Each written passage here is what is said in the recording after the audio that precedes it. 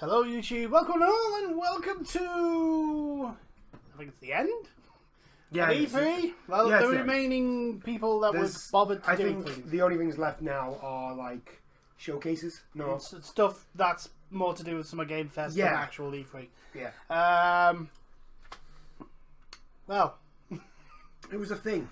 Yes, there were things. Some of the things I went, really? Why? What was the point? Anyway, so we're going to go over Capcom, Bandai Namco, and Nintendo. Now, yeah, some of you were saying, wait, hang on, you've been doing two for the last bunch. Why now three? Simple. Capcom and Bandai Namco isn't. They just showed up. That was all they did. Like they didn't give us enough information for. Well, one thing combined. Capcom didn't give us anything we didn't already know. Yeah. That was coming. And Bandai just did one thing. Yep. Shall we talk about Bandai first? Yeah, let's get the worst. Let's go from worst to best. The whole thing, the Bandai Namco showcase was House of Ashes, which is the new horror anthology game series that I've got going on. Yeah. Now, don't get me wrong. I don't mind more information about like that, but when you present yourself as when it says Bandai Namco, which is a company that has multitude of licenses. A lot of games. This is the weird thing that's made me very confused because there's a lot of games for Bandai Namco coming out. There's a fair few. You know, this year. Not to mention, have they got Elden Ring? Elden Ring. They've got the. Have they got more stuff for Tekken? What plans do they have for Tekken? You've got the Tales of Arise, which we already know, but I'm really surprised they didn't show that again because that's not out to the end of the year. It just look. They've got an MMO coming.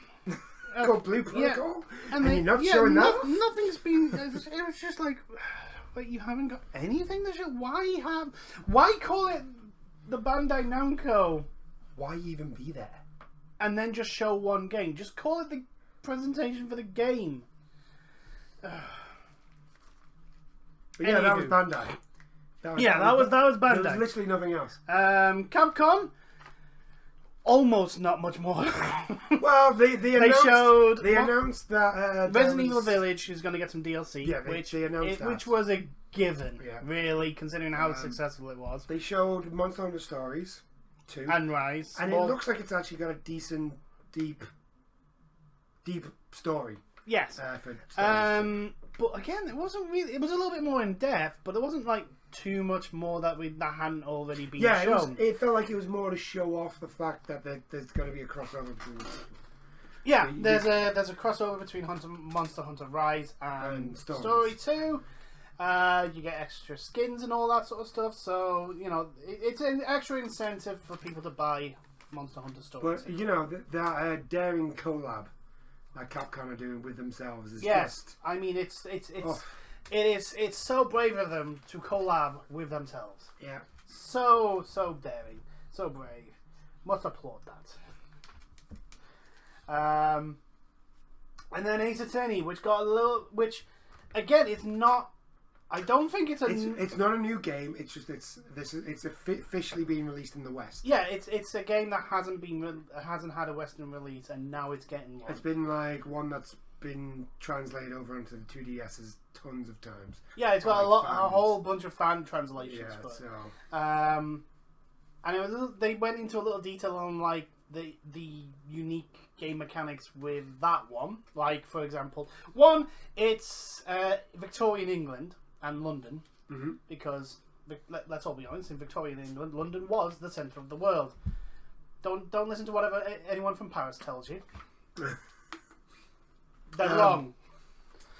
So there's two games in that. It's like the two. Yeah. It's the same character sort of thing. Yeah, it's basically Thingy's ancestor. Yeah. I did like the whole thing of like the balance of justice, like the jury. There's a jury, and they already have their decision, and they say why they believe this person is guilty, for example, and then it's up to you to poke holes in that theory of theirs. Yeah. And if you do it well enough, they change it from guilty to innocent, and your task is basically to get enough people so that a verdict of not guilty is done. Yes. They have a Sherlock Holmes. Sherlock Holmes. It's Sherlock. He's basically an awful Sherlock Holmes. He's basically he's basically like a knockoff Sherlock Holmes. Don't get me wrong, out of the interactions that they showed, he did generally seem quite funny. Quite enjoyable to. He liked to click his fingers though. Yeah. There was a lot of hand posing as well. Yes. But hey, Ace Attorney has that little bit of anime in it, so. Objection. Yes. And that was pretty much it for Capcom. A lot of fist pounding on the tables as well. I noticed. That's pretty much That's pretty much par for the course.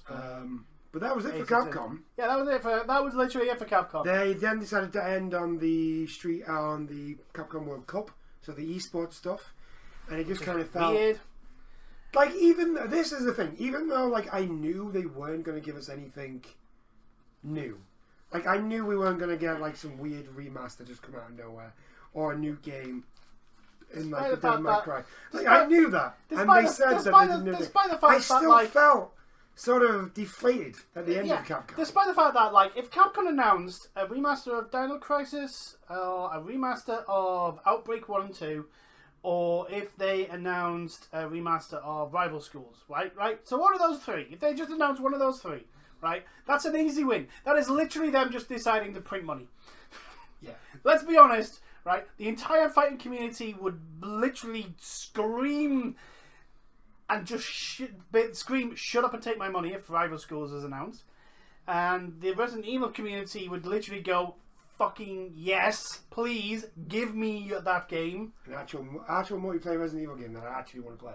Yeah, and not bloody fucking PvP. Reverse. No, we don't want that. We don't want PvP. Yeah, like even though I knew we weren't going to get anything from Capcom, I still felt a little bit deflated at the end. I would have thought they would have had at least something. Here's the thing, right? It's such a jarring segue to go from Ace Attorney into esports, and I'm like, you don't even have a little snippet for Tekken. Oh, not Tekken, for Street Fighter. Not even a little snippet. Like a little, hey, we got more stuff coming, or hey, this is good. This cool thing is on its way. No, nothing. And I'm like, I think there's only Akira left to be released for the latest season. The latest season, yeah. So I think they're gearing up for Street Fighter 6 now. Possibly. Unless they're going to add another season. Unless they add another season. To be perfectly honest. But I think they are gearing up for 6. Yeah, here's the thing, right? And this is the thing with beat 'em ups in their current status, right? If you announce a new game, like Tekken 8 or Street Fighter 6, for example, and not include the vast majority of the roster that at the end of the previous game, you're gonna have problems. I'm sorry, you are. Like everyone, like Street Fighter 5 on launch, and I can say this because I had it on launch, was bare bones. Bare bones. It didn't have an arcade mode. The so-called story modes that it had was like for each character was 3 fights max. Some didn't even get 3. Some had 1. It was like and so like I understand the reason why they did that is because they wanted it out for the next season or the next fight season, for Evo and all that. But like the roster wasn't as big as it should have been, considering the roster Yeah. at the end of Street Fighter 4. And like, if you look at it, like it's more than, I think it's like triple the size now. Street Fighter 5's roster compared to launch, it's like triple the size, and I'm like, yeah, you can't have a roster that small anymore. You can't get away with a roster that small anymore in a beat 'em up, unless you are amazingly good like Guilty Gear, and even then, Guilty Gear's roster is not small. I don't think, if I remember correctly, looking at the roster. I think it's got what, 18? Yeah. I don't know. I need to have a look, but like, you can't get away. But still, it's like there was literally very little new. Like, even the Resident Evil Village DLC was a statement. That was it.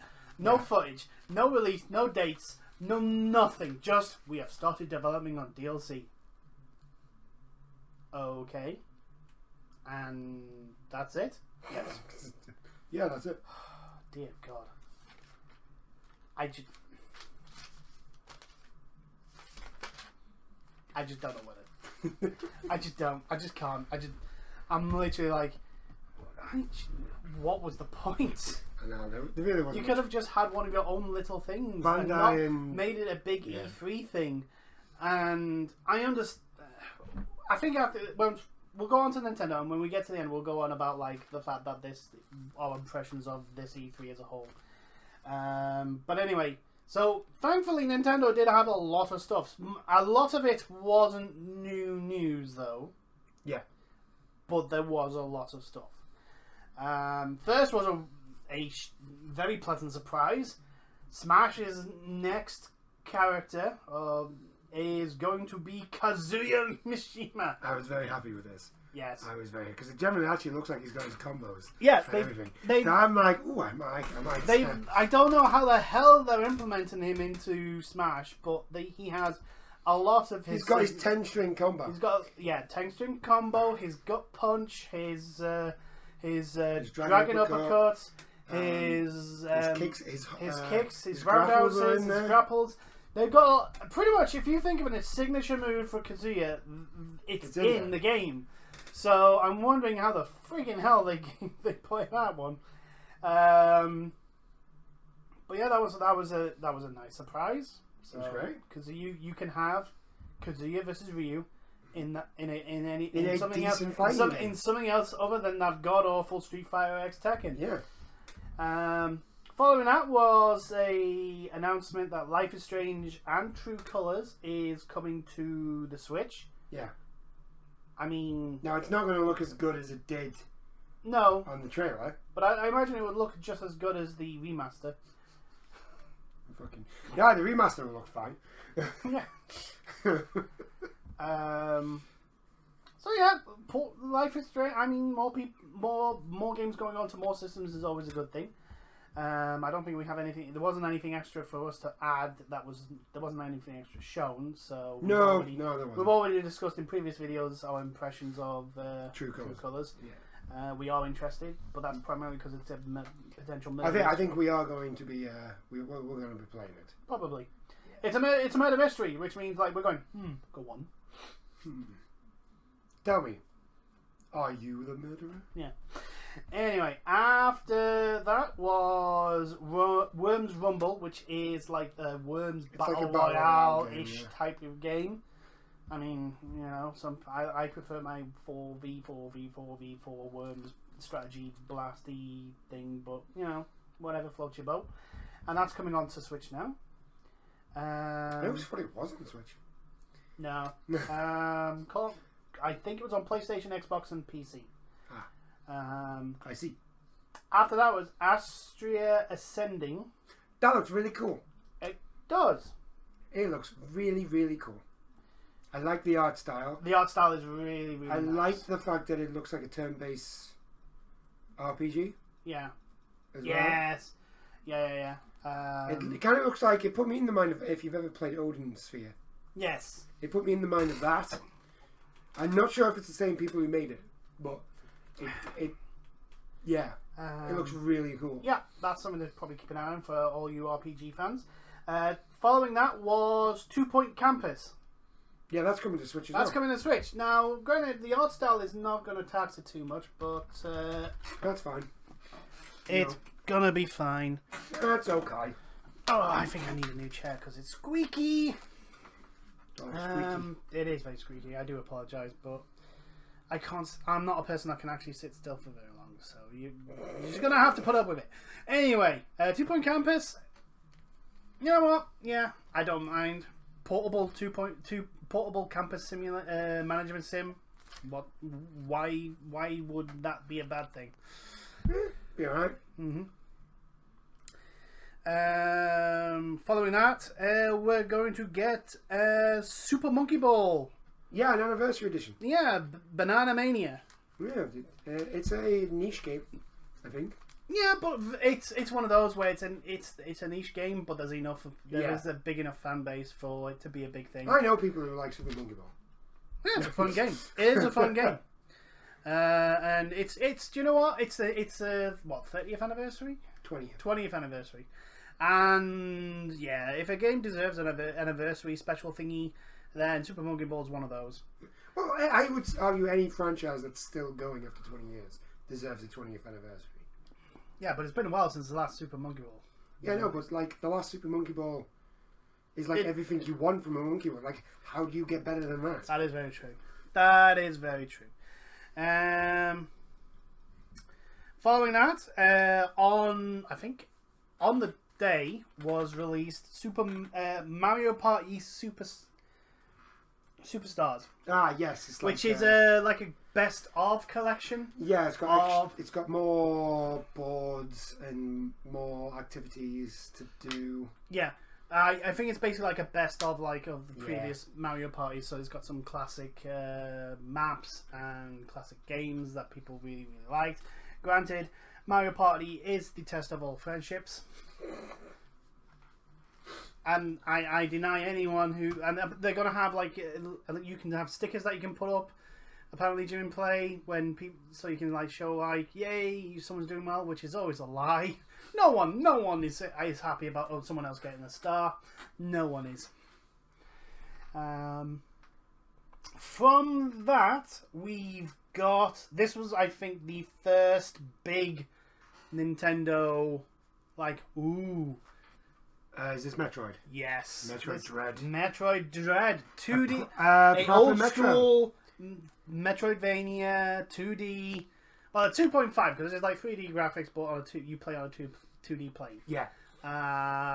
It looks really. Yeah, it's a proper Metroid, and I think the thing that the big selling point for this one is that there looks like an indestructible robot that will instantly kill you. If it catches you and it's chasing you. So I don't know how the hell that will play out in a Metroid game, but it's interesting and it's Metroid, so... And Metroid has a fan base. Yes. It's not called Metroidvania for a reason. Yes. Following that was Just Dance. Nothing new there. We'd seen pretty much everything that we'd seen. Although they did say it was a Ubisoft original. Yes. It has, yes. Oh god, I remember that article we did. The biggest oxymoron in gaming. Ubisoft original. Ubisoft original. Ubisoft, who haven't done an original thing for the last 2 generations. 2 console generations, yeah. Decides to call everything out of there. You could probably argue that their originality died with the PS3 and the Xbox 360. Yes, you could easily argue. Last gen they didn't do anything original. No. Nothing original. No. The closest was Watch Dogs. But then there's too many Ubisoft tropes in it. Good. And anyway. After that was Cruise and Blast, which seemed to be an arcade racer type game. Yeah, they didn't actually really show much of that. That was just kind of... It was just on the screen. It was on the screen. It looks like it's an arcade game that's coming to the Switch, though. Yeah. There's actual arcade cabinets for this game. Probably not in the UK because we don't have arcades anymore. We do, but no. What we have are gambling slot machines in sites that like to call themselves arcades. Yeah. That's what they are.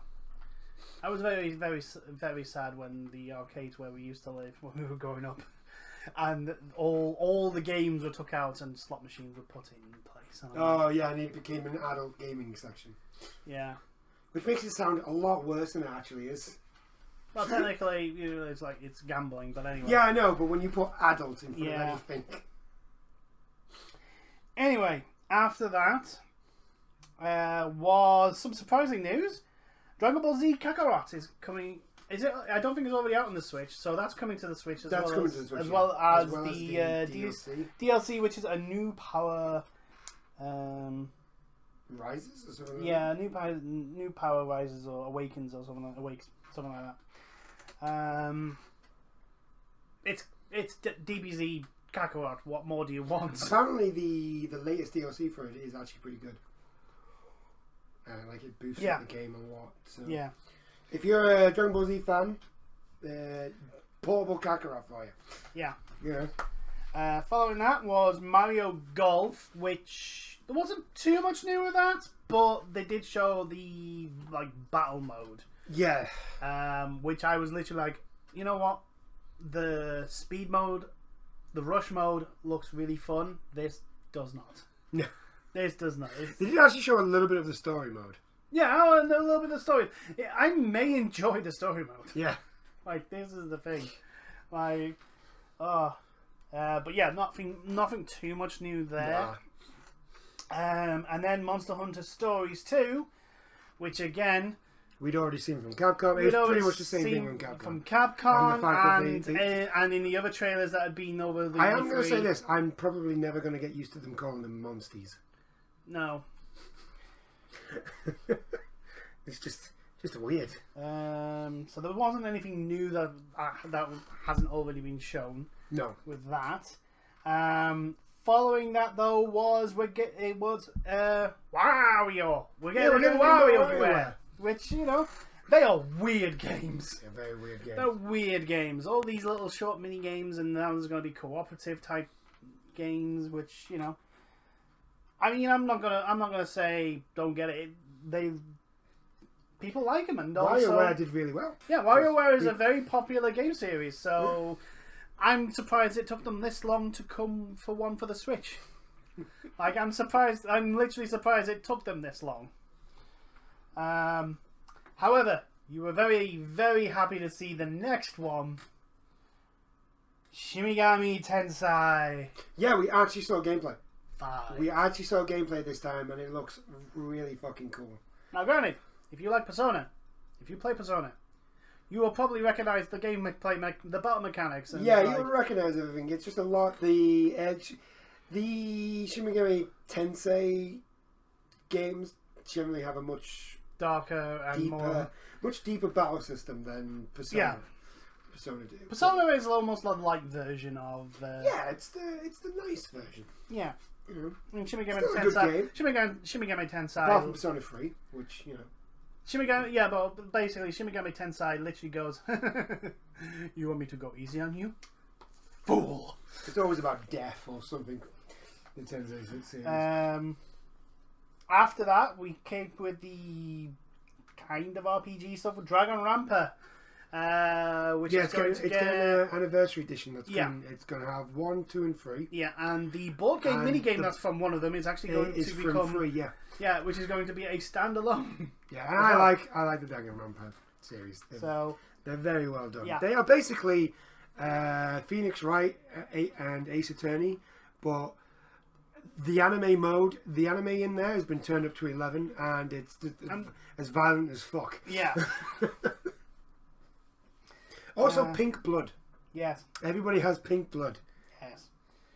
Following that is I think it's a re-release of Fatal Frame: Maiden of the Black Water. Yeah, I think it's a re-release. I'm not gonna say no to Fatal Frame, even if I'm a giant big scaredy cat and don't like horror games. It's one of the horror games I've never played. Is Fatal Frame, so I might get this just to try it out. Yeah. But yeah, having re-releases of games that probably didn't do well or haven't had much of a Western release. Yeah, is because always a good I thing. think Made in Fatal- Black was on the Wii U. Fatal Frame was one of those that if you didn't get it online, you were very unlikely, especially here in the UK, you were very unlikely to actually get it. So yeah, Fatal Frame coming out is always I don't see that as a bad thing. And then id, the wizards of gaming code and optimization, id Software. Yeah, the Doom Eternal. The DLC. The DLC for Doom Eternal is coming to the Switch. I mean, yes, the game does get a graphical downgrade for the Switch. And you can tell the difference. And you can tell the difference.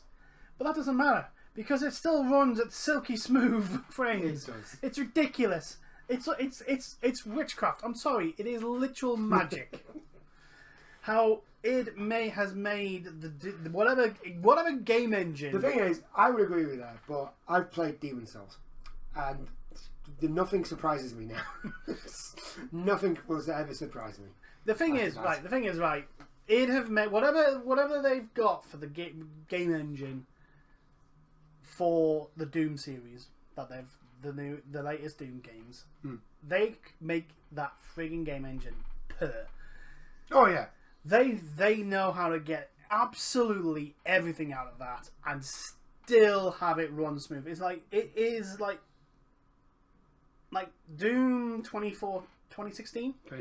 Doom 2016 still is gorgeous and still is like, you look at it and go, how is this running so smooth? How is this game like got all this shit that's happening in front of me?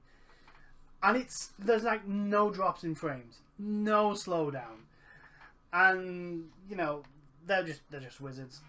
Oh yeah, they're just wizards.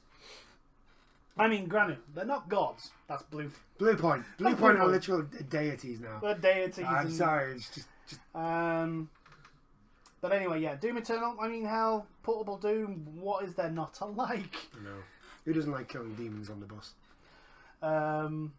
Following Doom Eternal was Tony Hawk Pro Skater 1-2 is getting a Switch release. Which is good. I'm literally like, okay, so Tony Hawk's Pro Skater 1 and 2, it's a damn good remaster. What can make it better? Portable? God. By Jove, he's got it. Yeah, Portable Pro Skater is great because my one thing is I don't think it has any of the Tony Hawk's Pro Skater 3 maps and. Well, no, because it's only 1 and 2. 1 and 2. I know that's what I'm saying. It only has 1 and 2, and I'm like. I know. My favorite is. But here's the thing: it has some of the music from 3. I'm like, oh, but if you had Airport, please, why, please, can you? And it's never going to happen now because Activision just went, you made us a game that made money. Get to working on Call of Duty. To the mines! To the mines! You slaves. You shall work on Warzone. Peasants. You shall work on Warzone. And only Warzone. You shall make microtransaction items for us and only microtransactions. Do not complain about the deal. I got all excited because I saw... Because obviously I've been checking for news. I've been keeping on the news side. Mm-hmm. And I saw Spyro. It's a mobile game. At the same time, Activision got my hopes up and then stabbed me in the heart. Well, that's the thing. You let Activision get your hopes up. Never do that. But I just saw Spyro and I was just like, oh. I saw Spyro new game and I was just like, oh my god. Anyway, after that, another game that's getting a Switch release is Strange Brigade. Now, for anyone who doesn't know, Strange Brigade is a 4-player or solo action shooter with slight role RPG mechanics. It's got like puzzles. It's a puzzle zombie horde shooter with an ancient Egyptian theme, but it's done in like the 1930s movie presentation style. It's really cool, and that's getting a Switch release. So I'm like, yeah, that's pretty cool. Yeah, I think that game deserves to be played by more people, and if it means going on the Switch, then it goes on the Switch. Following that, Mario Rabbids, we already knew. Nothing new really was shown there. Then a bit of a surprise. Advanced Wars 1 and 2. Yeah. Reboot Camp. Yeah. I liked the art for the characters.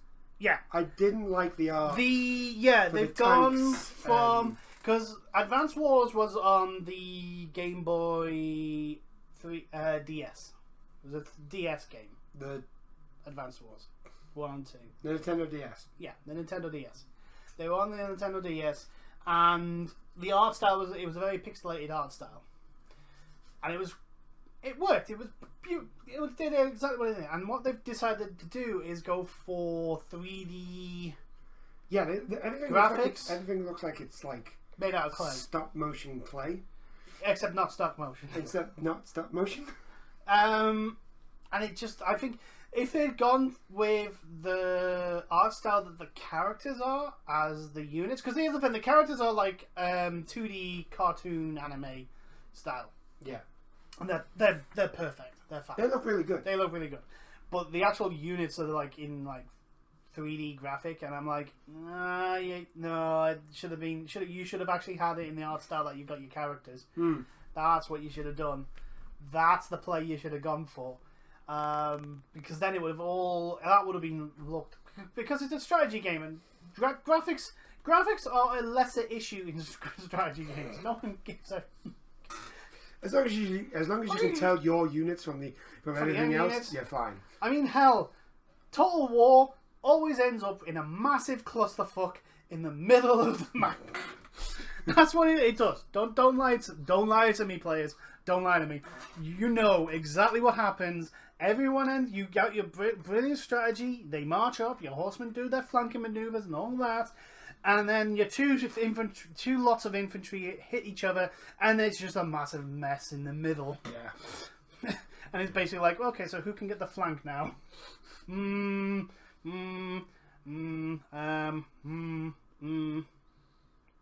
this unit can. There we go. Join the massive mess. But yeah, this is it looks alright. It's good. It doesn't look bad. The graphics are like decent. It's more the art style. It's the art style. I'm literally like, you should have made them look like the art style of the characters. What's something out? Mega Man. Yeah. Oh no, not Mega Man. You know, Mighty Number 9. Yeah. That's what they look like. They look like something out of that. Yeah. Which is not a good comparison, but anyway. But yeah, so after all that, they decide to come with their last big this was like the biggest fucking tease and I've ever seen. God, it was they were torture. Like, one more thing to show you. One more thing to show you. And here comes the director of Breath of the Wild. No, hey, one more thing to show you. And then it was, is this Breath of the Wild 2? And then it hit us with the DLC for Age of Calamity. Age of Calamity, to which I was like, please don't let this be the last thing. Please don't end on DLC for a Dynasty Warriors game. And then he went, and then I've got something else to show you. And everyone's going, Breath of the Wild 2, Breath of the Wild 2. No. Game & Switch. With Game & Watch with The Legend of Zelda, The Legend of Zelda 2, The Adventure of Link, and the Game Boy version of Link's Awakening. Yeah.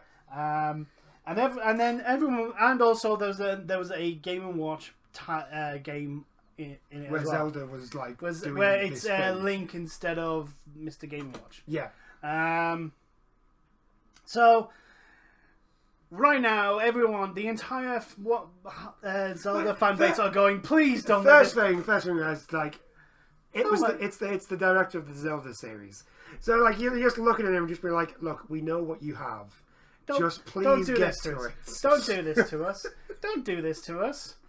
At the end of the second one, I was like, please don't let this be the last one. I've never seen a Nintendo fanboy group riot, but I think if they had ended on that, I honestly think there would have been pitchforks and torches. But then they finally show us Breath of the Wild 2. Some stuff from Breath of the Wild 2. There's still work to do. Yes. Because the release, it just said 2022 for the release date. Yeah. Which is fine. But what they've got so far, it looks so damn cool. Yes, It looks does. so good.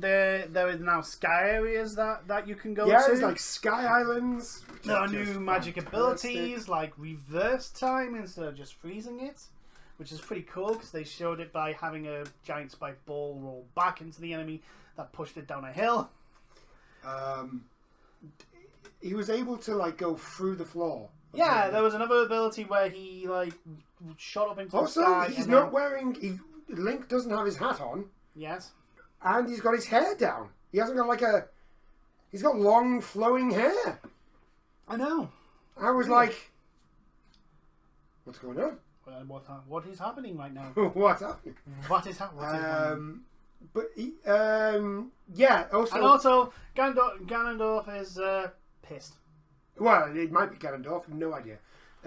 It'll be Ganondorf. It's Ganondorf. It's always Ganondorf. Yeah, he's decided to lift the castle now. He's not happy that we killed him in his giant beast form. So he's decided, fuck this, I'm going to lift the castle off the ground. Although, I'm not going to lie, he doesn't lift it very far, to be fair. I mean, you did kill him in his beast form, so he's probably still recovering from it. I feel like, you know what? After everything I did in the Breath of the Wild, I could probably make that. I could probably make that jump. Yes, most likely. And then that was it. Yeah, that was it. More Breath of the Wild too. More Breath of the Wild is good. It's good. It's very happy. For me, it kind of saved my E3. Yeah, the words "wet squid" comes to mind. E3 and to be understanding, you know, the last year it has put like a stall on yeah, a lot it of games. has delayed a lot of things. They've clearly, you know, obviously they can't run to the same schedule they had before, and I'm perfectly happy with that. Yeah, I am perfectly happy with companies taking a little bit longer, not rushing their staff, not using massive amount of crunch. Naughty Dog. My problem was that there was a lot of things here that really we already. I mean, I think Xbox had the best one, but that was mainly because Xbox had the most new stuff. Yeah, that was about it. Let's be honest. Let's all be honest. If it wasn't for Devolver Digital, this would have been one of the worst E3s ever. Yeah, and the fact that Elden Ring got announced. We actually saw some Elden Ring stuff before. But again, that was the Summer Games Fest. Yeah. Not necessarily E3. We just included it because it's E3 weekend. And you know what? This is the thing. Sony, 2 years ago, not 2 years ago, but like 3 years ago, Sony didn't turn up at E3. Yeah. And they actually ended up coming out of that better because they didn't show up to that E3. Yeah. And again, Sony haven't done anything for this E3. And I think they've come out looking better because of it. Well, because if I remember correctly, they said the first time that it is because we don't have anything. There's no point in us being there. No. They basically said it's not the platform it used to be to release. Yeah. You know, like news but anymore. At the time, when you think about it, I mean, I think there was Days Gone. That's all Sony had when E3 was there. Like Sony don't only because over then, we're working on The Last of Us and we're working on this and we're working on that. They didn't really have anything to show us. Yeah. Well, anyway, but no, what I'm saying is that again, Sony, it is something that I think Xbox should maybe look at doing. Yeah. Sony, again, don't do anything for an E3 and come out probably better than if they'd shown up. Nintendo looked fine, but Nintendo Direct it was a Nintendo Direct. It was a Nintendo Direct. There wasn't really anything new. It wasn't or E3. special. There was nothing E3 about it. And Nintendo do their own thing anyway. Microsoft's presentation. Microsoft was Microsoft. Microsoft's presentation was a Microsoft presentation, but it just shoved games at us. Which is fine, you know. It's fine. There wasn't the wow factor. My problem... Like you say, apart from like finally seeing Elden Ring as actually in existence. Yeah, actual gameplay. Actual Elden Ring. Yeah. Like not a teaser. The best thing so not far. A title screen. Not a concept art. You know, like DICE always does with their games, and then never then. EA. We've got a month left before the game comes out. Here's some concept art. I would like to see the game, please. No. You just want to see some. Here's some hills. They did that. Here's some they did hills. that. They've done that with 2 games so far. I'm waiting for the Dragon Age one. They've done that with 2 games so far. One was the first Battlefront they had. Yeah. Star Wars Battlefront, and that had literally no content. And the second one was Anthem. And the second one was Anthem, and we all know what happened to Anthem. So far, I mean, we've seen them working on gameplay. We actually haven't seen working gameplay. No. So on Dragon Age. On Dragon Age. I'm worried about Dragon Age. Well, we know since the last thing we saw that they went back to square one, and they're not gonna. Well, there's talk of it not being a live service anymore. Yeah, Thank which is good. Fuck. It shouldn't have been a live. Because it's a the fucking idea RPG. The idea of it being a live service is kind of stupid anyway.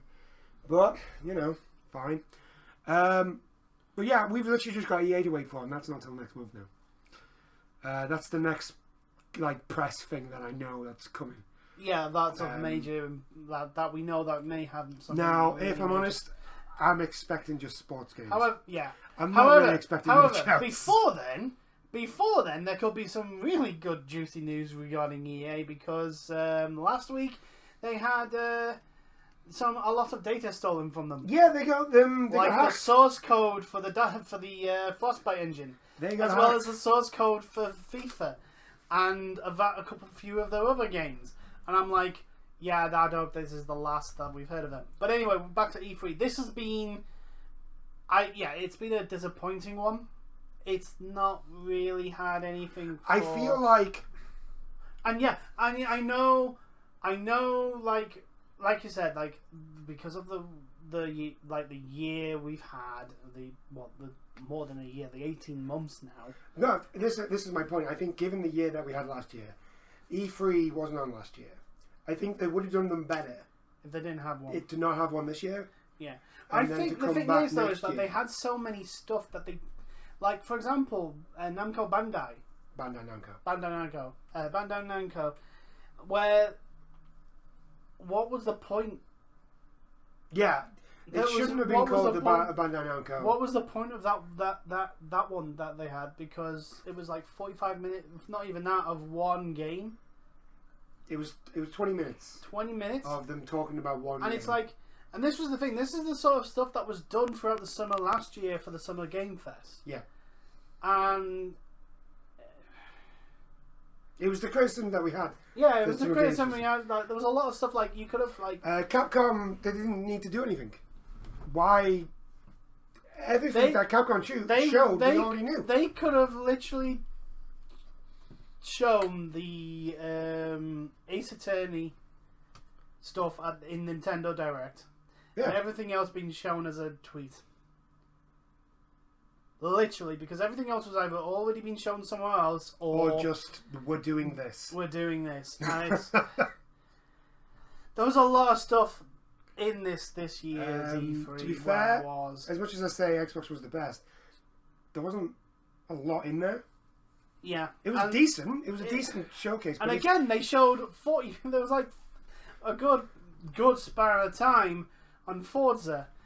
And I'm like, you're spending too much time. The only people that are going to give a shit about your Forza games are your Forza players. And then, it's like, yeah, this is supposed to be for your entire fan base. You're focusing too much on this one thing that a small portion of that fan base will actually care about. That's what surprised me. They gave all that time to Forza, and they only gave, how long did Halo get? Halo only got like 5, maybe 10 minutes? Yeah, not even that.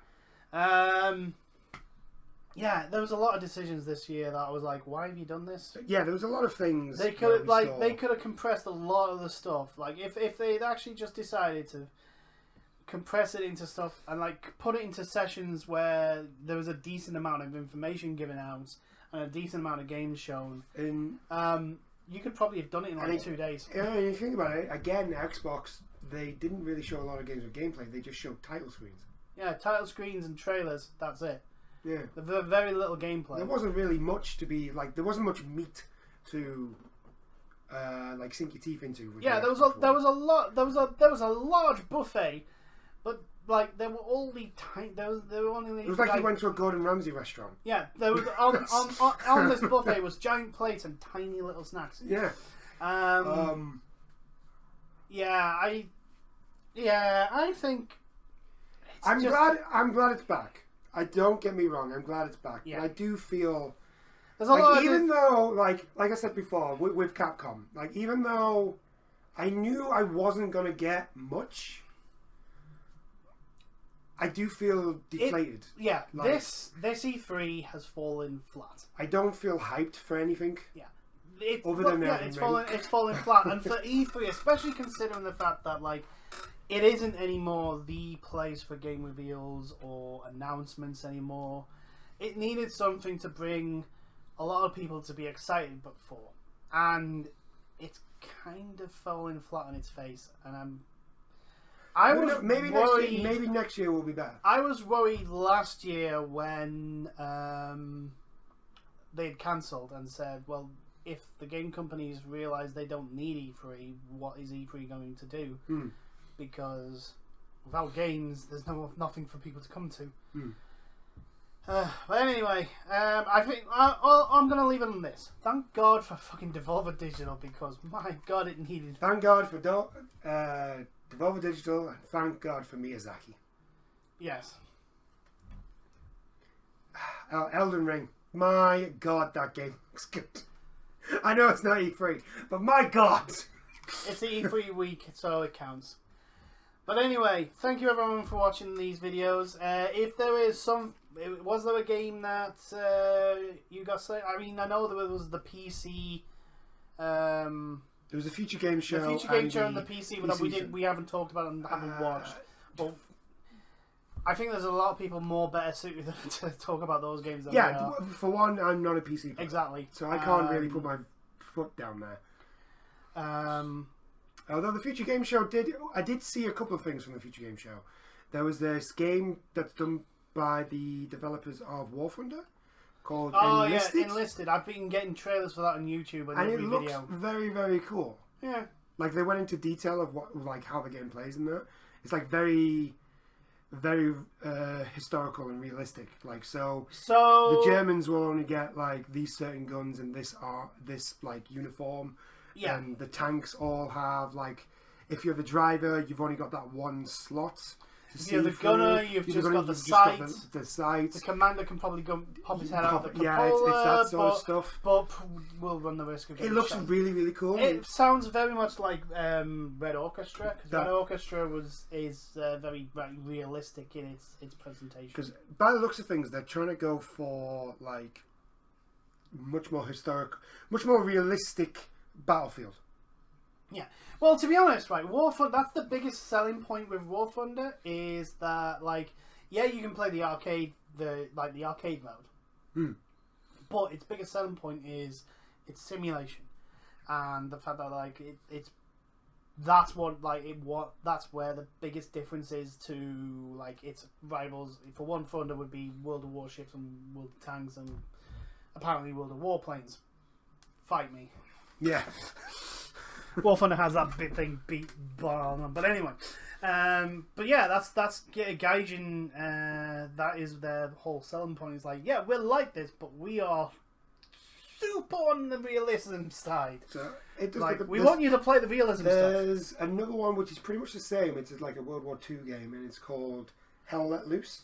Yes. That looks pretty cool. But I didn't really see much from the two. Like I said, the PC one, I'm not a PC gamer, so I'm not. I think Enlisted might probably eventually get a PlayStation console release. Enlisted is getting a PS5 and an Xbox Series X, Series X release. Yeah, it is getting a next gen release. So, which is now the current gen. Yeah, you know what I mean. It's just the fact that it feels still next gen. Everybody's still calling it next gen. Next gen. It still feels like next gen because no one can get their fucking hands on them. Dear God. Anyway, thank you for watching these videos. Is there anyone who's watching this has seen something during E3 that they're particularly interested in? By all means, discuss it in the comments. Play nice. And we'll see you in the next ones, which will probably be in your chats again. Yeah, we're back to your chats because E3 week is over. So it's back to regularly scheduled programming next. Yes, next regular scheduled programming will restart. And to be perfectly honest, I'm a bit disappointed that we've changed our regular scheduled programming for something that is literally ended as damn squid. But until next time, everyone, toodles. Bye now.